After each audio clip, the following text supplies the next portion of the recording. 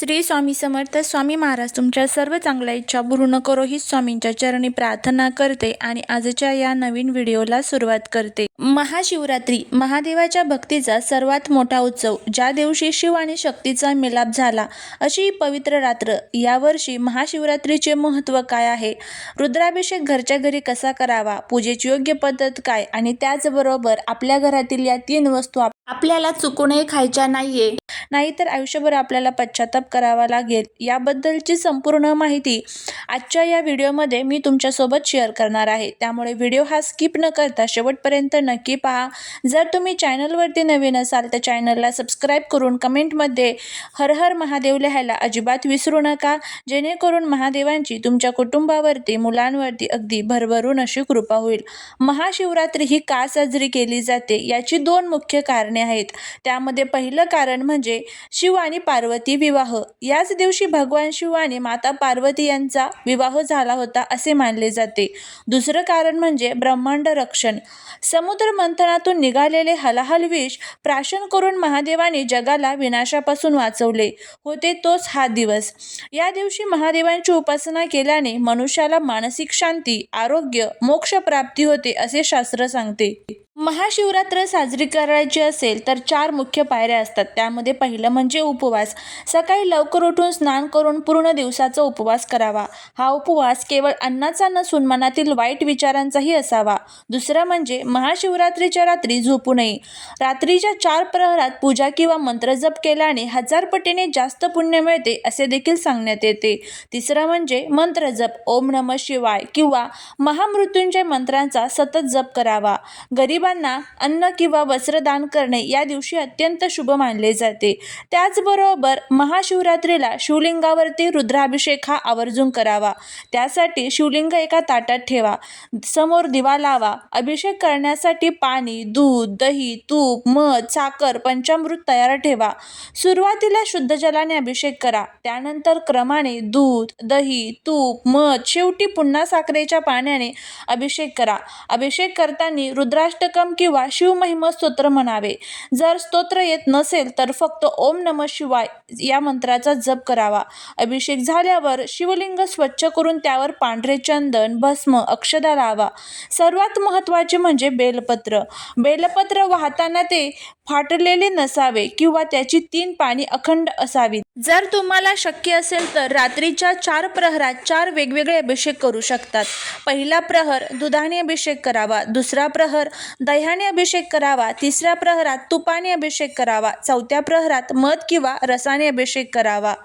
निश्चित काळ हा महाशिवरात्रीचा सर्वात महत्त्वाचा काळ मानला जातो. शास्त्रानुसार याच काळात भगवान शिव शिवलिंगाच्या रूपात प्रकट झाले होते. हा काळ मध्यरात्रीचा असतो, जेव्हा निसर्गातील ऊर्जा सर्वोच्च स्तरावर असते. यावेळी केलेली पूजा, साधना किंवा मंत्रजप इतर कोणत्याही वेळेपेक्षा 1000 पटीने अधिक फलदायी ठरते. 2026चा निश्चित काळ हा 15 फेब्रुवारीच्या मध्यरात्री 12:09 पासून ते 1:01 असणार आहे. या काळात महादेवाला अभिषेक करणे, ओम नमः शिवाय जप करणे सर्वात उत्तम मानले जाते. महाशिवरात्रीची रात्र 4 भागात विभागलेली असते, ज्याला प्रहर म्हणतात. प्रत्येक प्रहरात महादेवाची पूजा केल्याने जीवनातील सगळे वेगवेगळ्या समस्या दूर होतात. हा प्रहर मानवी जीवनातील काम, इच्छा दर्शवतो. यावेळी महादेवाला दूध अभिषेक करावा. यामुळे शारीरिक आरोग्य सुधारते आणि मनातील इच्छा पूर्ण होतात. हा प्रहर अर्थ संपत्ती दर्शवतो. यावेळी महादेवाला दह्याने अभिषेक करावा. त्याचबरोबर आर्थिक अडचणी दूर होताना जीवनात समृद्धी येते असं देखील म्हणण्यात येतं.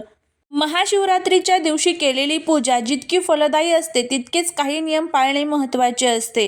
महाशिवरात्रीला 10 गंभीर चुका ज्या आहेत तर त्या आपल्याला चुकूनही करायच्या नसतात. त्यामध्ये सर्वात मोठी चूक म्हणजे शिवलिंगाची पूर्ण गोल प्रदक्षिणा घालणे. शिवलिंगाचे सोमसूत्र म्हणजेच जिथून अभिषेकाची पाणी बाहेर येते कधीही ओलांडू नये, तिथूनच परत फिरावे, यालाच अर्धप्रदक्षिणा म्हणतात. दुसरं म्हणजे तांब्याच्या पात्रातून पाणी वाहणे शुभ असते, मात्र तांब्या दुधाच्या कलशात दूध टाकणे हे विषासमान होते. दुधाचा अभिषेक करण्यासाठी नेहमी स्टील, चांदी किंवा पितळाच्या पात्राचा वापर करावा. तिसरं म्हणजे हळद किंवा कुंकवाचा वापर. भगवान शिव हे वैराग्य आणि भस्म अंगाला लावणारे देव आहेत. हळद आणि कुंकू हे स्त्रीच्या सौभाग्याच्या संबंधित मानले जातात. म्हणून शिवलिंगावर हळद कुंकू वाहू नये. त्याऐवजी पांढरे चंदन, लाल चंदन किंवा भस्म लावावे. भगवान शिवाने जलंधर राक्षसाचा वध केला होता, ज्याची पत्नी वृंदा होती. तेव्हापासून महादेवाच्या पूजेत तुळस वर्ज्य आहे. महादेवाला फक्त बेलपत्र आणि शमीची पाने प्रिय आहेत. तुळस चुकूनही वापर करू नये. तिसरं म्हणजे पौराणिक कथेनुसार केतकीच्या फुलाने ब्रह्मदेवाच्या असत्याला साथ दिली होती, म्हणून महादेवाने केतकीला शाप दिला. शिवपूजेत केतकी आणि चंपक म्हणजे चाफा ही फुले कधीही वापरू नयेत. महादेवाला अर्पण केलेल्या जाणाऱ्या गोष्टी पूर्ण असाव्यात. बेलपत्र फाटलेले किंवा छिद्र असलेले नसावे. तांदूळ अखंड असावेत. तुकडा तांदूळ कणी पूजेमध्ये वापरू नये. महादेवाला नारळ अर्पण केला जातो, पण शिवलिंगावर नारळाच्या पाण्याने अभिषेक करू नये. नारळ हे श्रीफळ म्हणजे लक्ष्मीचे रूप मानले जाते. ते अर्पण केल्यानंतर विसर्जित केले जात नाही, म्हणून ते शिवलिंगावर वाहत नाहीत. बघा, त्यानंतर पूजेला बसताना अस्वच्छ कपडे घालू नका. तसेच काळ्या रंगाचे कपडे टाळावे. पांढरे, पिवळे किंवा हिरवे कपडे परिधान करावेत. महाशिवरात्रीच्या दिवशी घरात मांसाहार, मद्यपान किंवा कांदा लसूण यांचा वापर टाळावा. केवळ सात्विक फलाहार किंवा उपवासाचे पदार्थ खावेत. केवळ उपाशी राहणे म्हणजे उपवास नव्हे. या दिवशी कुणाची निंदा करू नका, खोटे बोलू नका. रागावर नियंत्रण ठेवा. मन शुद्ध नसेल तर पूजेचे फळ मिळत नाही. बघा, आता आपण याच व्हिडिओचा सर्वात महत्त्वाचा भाग बघणार आहोत, ते म्हणजे महाशिवरात्रीला आपल्या घरातील या वस्तू ज्या आहेत तर त्या आपल्याला चुकूनही कोणालाच द्यायच्या नसतात.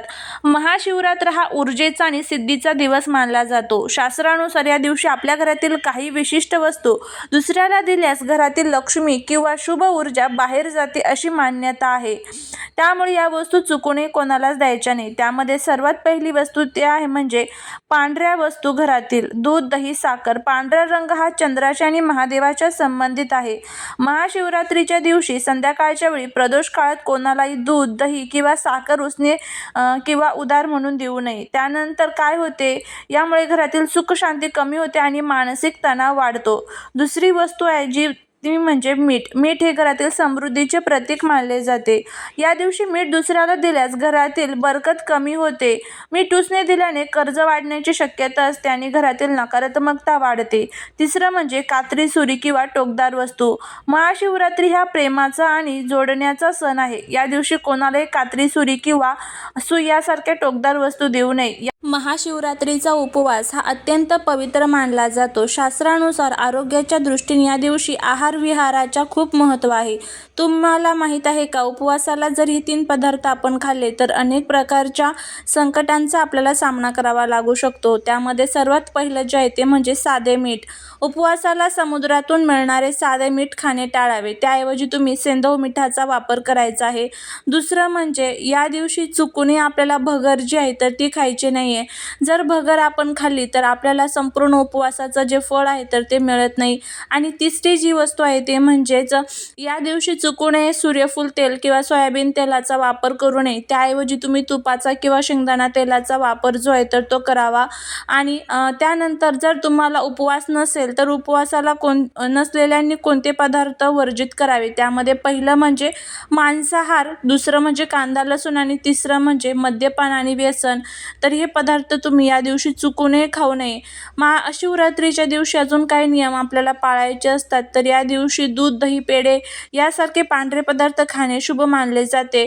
उपवासाला शक्यतो जास्तीत जास्त फळांचे सेवन करावे. महादेवाला अर्पण केलेले बेलाचे पान चुकूनही खाऊ नये किंवा पायाखाली येऊ नये याची आपल्याला काळजी घ्यायची असते. अशा पद्धतीने आपल्याला हे छोटे छोटे गोष्टी ज्या आहेत तर त्या आपल्याला या दिवशी पाळायच्या आहेत. झालेली सेवा महाराजांच्या चरणी रुजू करते. व्हिडिओ जर आवडला असेल तर लाईक, शेअर, सबस्क्राईब करा. श्री स्वामी समर्थ.